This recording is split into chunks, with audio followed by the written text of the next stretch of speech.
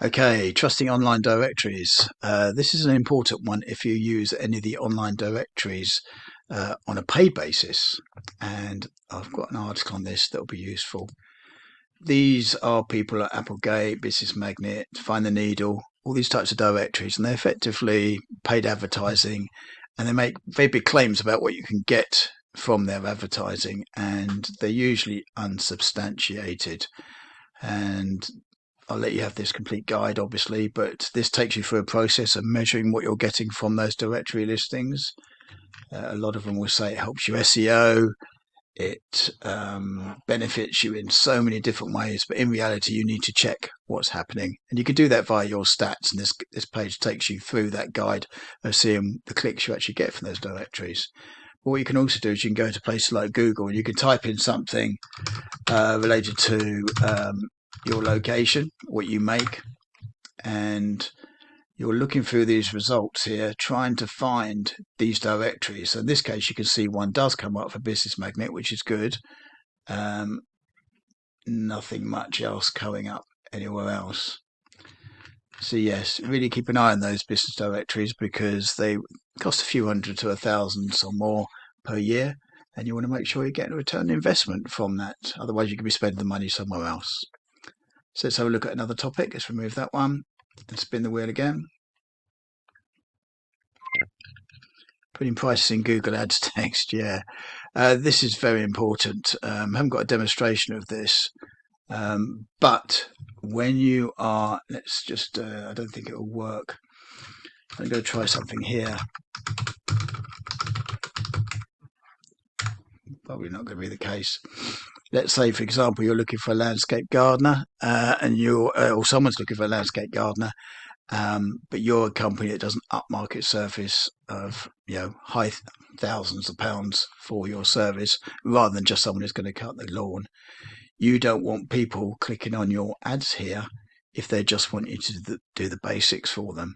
You're looking for the bigger projects that are going to cost a lot of money. So from a Google Ads point of view, it makes a lot of sense to put your pricing in the actual ads themselves, ideally in the title line here, because what that will do is it will deter some clicks, and although that will reduce your click-through rate, you'll get the right types of people clicking through to your website rather than loads of people to click through, then realize that you're probably too expensive for what they wanted. They're not happy, you're not happy because you've wasted a click and your budget doesn't go as far. So I very much recommend adding your pricing into your Google Ads just to deter the wrong types of clicks. Let's go on to the next one.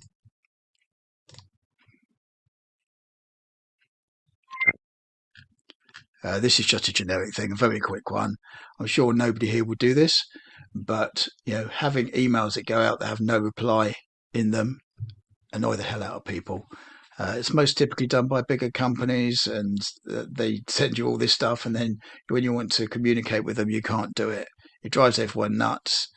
Not done much in smaller businesses, but just watch out for that and don't do it because it annoys the potential customers and damages the relationship. So another go here. That was a nice quick one to go through. Obscuring clickable items with other things. Yes, okay. I think I've got an example of one of these somewhere. Yes, let me just grab that from over here. So if I go here and open up a window and paste this in.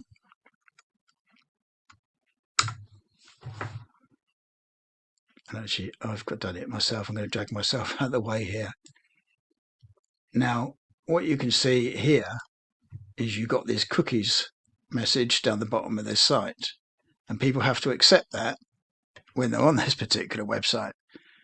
But what they've also got is this live chat thing, and they're offline at the moment.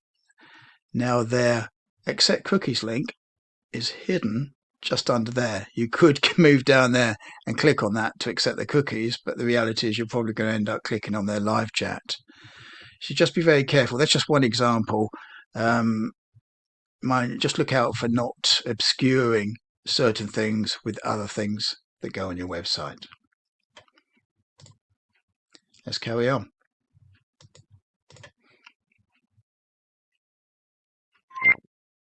Stock photography. Okay. Um, this is perhaps an obvious one. If you use stock photography on your website, it is a quick solution to get things on there. People see straight through it. It's not very real. It doesn't really portray you in the right way because they know it's stock photography. They'd rather see lower quality real photography than they would see stock stuff.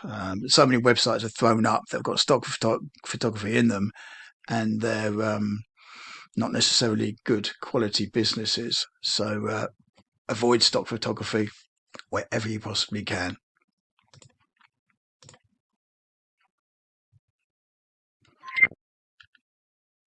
Not following up on companies that go to only one page. Yes, this actually relates to the software that I provide.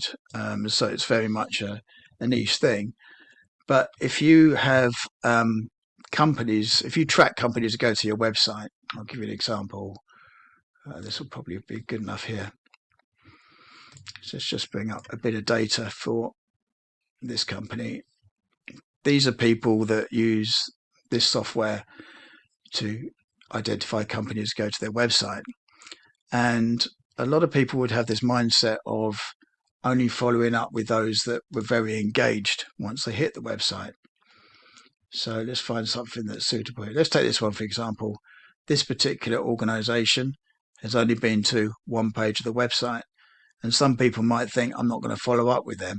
Whereas if we looked at this one, we could see the date and the time that they came to the website and what they looked at page by page. They might spend more time following up on these people because they look that they were more interested. But that doesn't mean that these people who looked at one page weren't interested. And so a quick look, see if we can find out something about these people, what they do.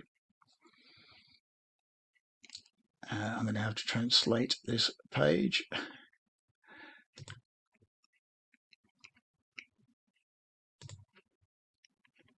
Okay, so you'd have a look at what they are, what they do. If there's a match between what they do and what you offer, they might have gone to one page because they didn't like something.